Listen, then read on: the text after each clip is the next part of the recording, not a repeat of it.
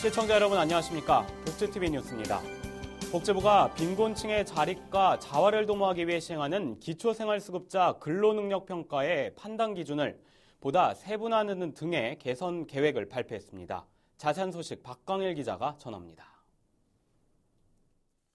보건복지부와 국민연금공단은 근로능력평가제도 운영 과정에서 나타난 문제점을 개선하고자 평가 방식을 개선하고 근로능력 판정 유효기간을 일부 확대한다고 밝혔습니다. 현재 기초생활수급자 근로능력평가제도는 18세 이상 64세 이하의 기초생활수급자 가운데 4급 이내 장애인 등 근로무능력자를 제외한 자를 대상으로 운영 중에 있습니다.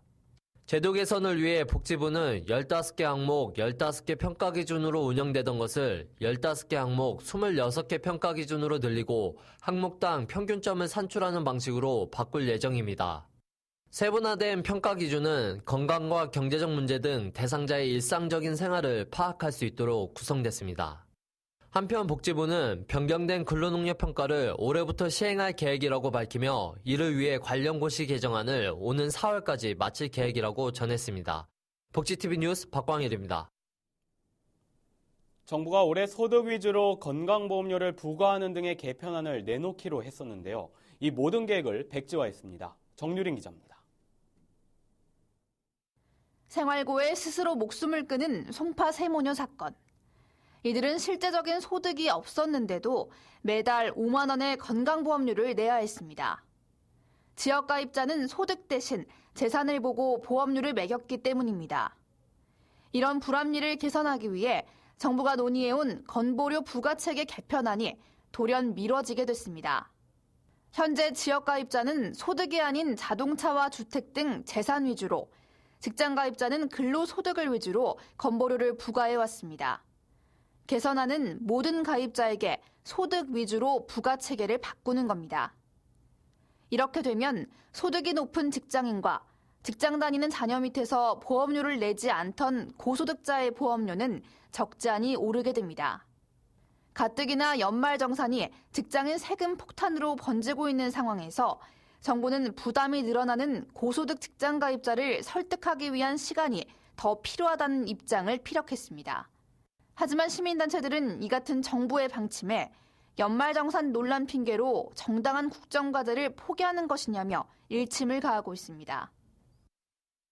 이런 연말정산과 같은 문제를 가지고 이걸 핑계로 이 부가체계 개편안을 무산시킨 거는 문제가 있는 거죠.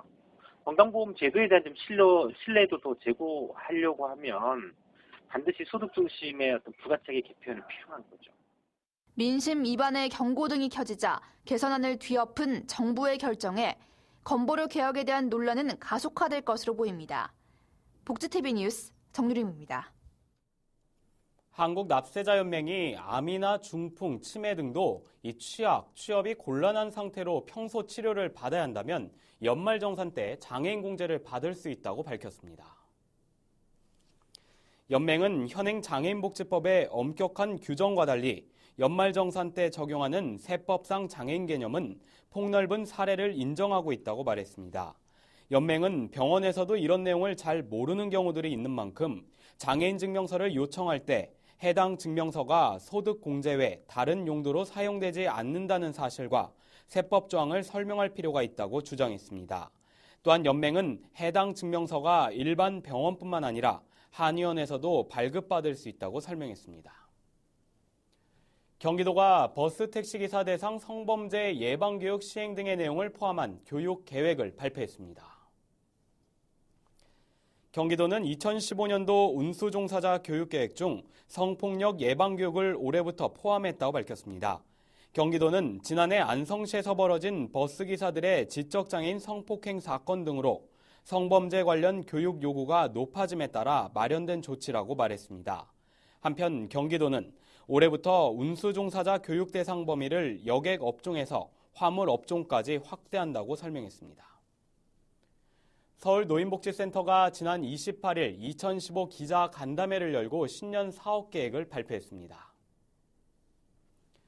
이날 서울노인복지센터 관장인 희유 스님은 올해 본관을 개설해 활동 공간을 확대하고 어르신의 여가와 사회 참여 활동을 강화하는 방향으로 사업을 전개해 나갈 것이라고 밝혔습니다.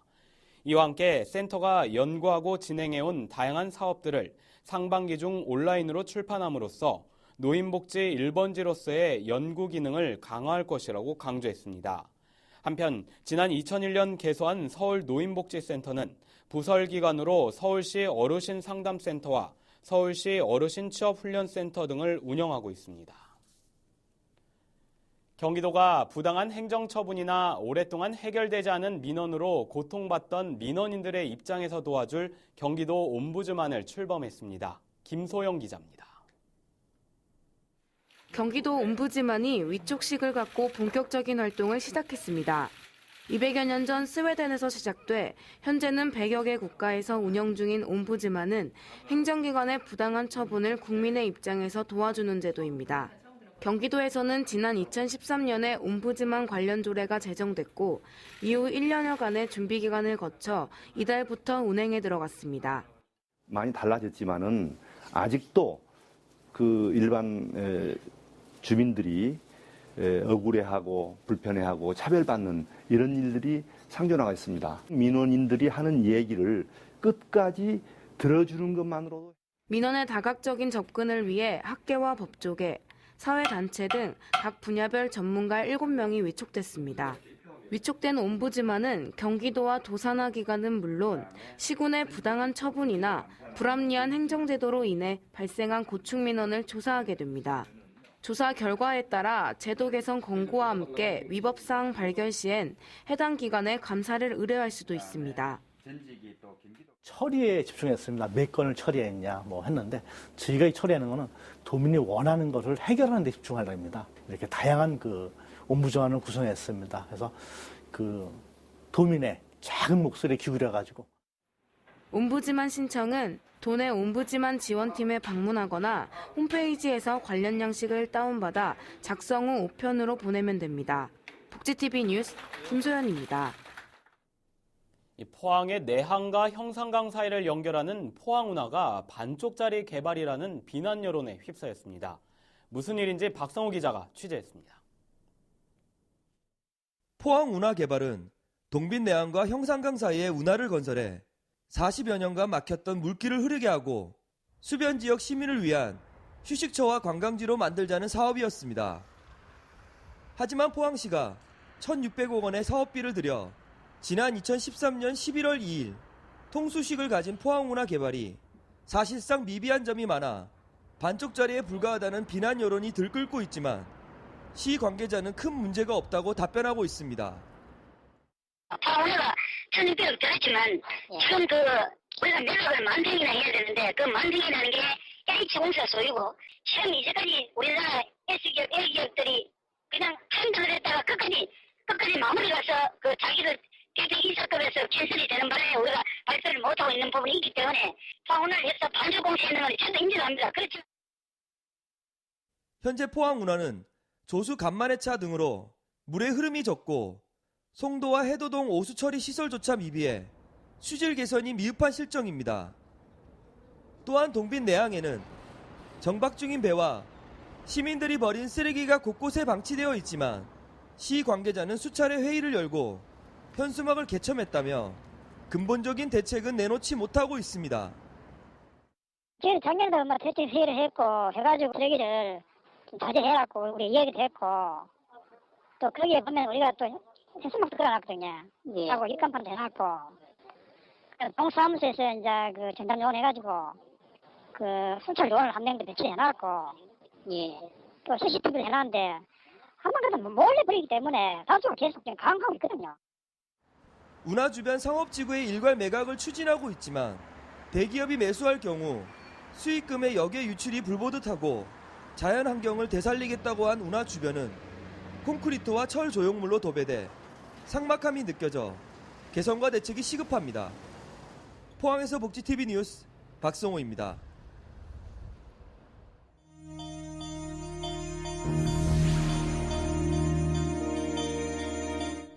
이어서 간추린 뉴스를 전해드립니다. 서울시 교육청은 교육복지 사각지대를 없애고자 2015학년도 교육복지사업학교를 추가 지정했습니다. 이에 따라 서울시는 총 828곳이 교육복지사업 수혜학교가 됩니다. 지정 학교들은 학습과 문화체험, 보건복지 등 5개 영역에 걸쳐 학교 실정에 맞게 운영하게 됩니다. 서울시가 치매 환자와 가족, 시설 종사자들에게 희망과 용기를 전하고 치매에 대한 이해를 돕기 위한 체험수기 모음집을 제작해 공개했습니다.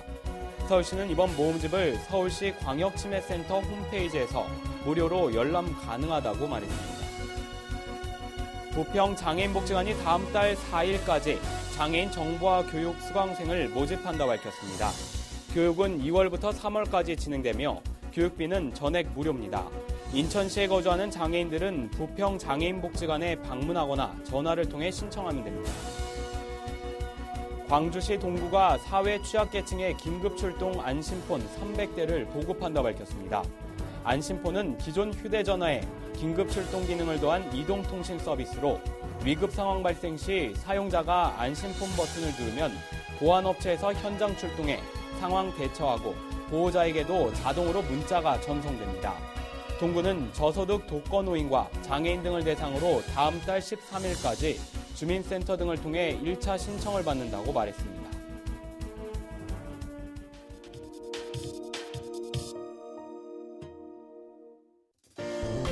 겨울이면 건조해지는 피부 때문에 가려움증을 느끼기 쉽습니다. 특히 팔꿈치나 무릎, 엉덩이 부위가 붉어지면서 각질이 생긴다면 건선일 수 있는데요. 문제는 건선을 그대로 방치하면 안과 질환과 관절염 등 합병증 위험이 커진다는 것입니다. 이번 시간 건강해지는 팁에서는 건선 관리법을 알려드립니다. 칙칙하고 두껍게 코끼리 가죽처럼 변해버린 피부. 10년 넘게 건선을 겪고 있는 남성의 피부입니다. 평소에 보기에도 안 좋고 가려움증 때문에 일상생활에 힘든 것 같아요. 특히 겨울철이나 환절기 때 증상이 좀 더 심해지고. 건선은 팔꿈치와 무릎, 엉덩이 등 압력이나 마찰을 받는 부위에 붉게 좁쌀 모양으로 돋아나다가 나중에는 얼굴까지 번지게 되는데 그러면서 각질이 발생합니다. 눈썹과 눈두덩이까지 일어난 각질이 눈 안에 들어가면 결막염과 같은 안질환을 겪는 등 합병증 위험이 큰 편입니다. 건선은 한 번의 치료로 완치가 되는 그런 질환은 아니지만 건선을 방치하게 되면은 알레르기성 결막염이나 각막염으로 눈 시력이 많이 떨어질 수가 있으며 또 관절염을 야기시키기도 하고 또 실제로 건선 때문에 스트레스 지수가 높아져서 우울증까지 앓는 경우도 있습니다. 건선은 한 번 치료해도 재발이 잘 돼 평생 관리가 필요한데요. 20대에 최초 발병률이 높고 30대에서 50대 중장년층 환자가 절반 이상을 차지하는데 재발이 잘 된다는 것을 알 수 있는 대목입니다. 건선은 보습제를 자주 발라주고 물을 충분히 마셔야 합니다. 또 건선에는 어성초와 구기자가 좋다고 하는데요. 각각 끓는 물에 넣고 끓여서 마시면 가려움증과 건조함을 없애주는 데 도움이 됩니다. 별것 아니겠지 하며 방치하면 무서운 질환이 될 수 있는 건선. 건강을 위해 꾸준한 관리가 필요합니다. 이야기가 있는 시간 오늘의 영상 함께 보시죠.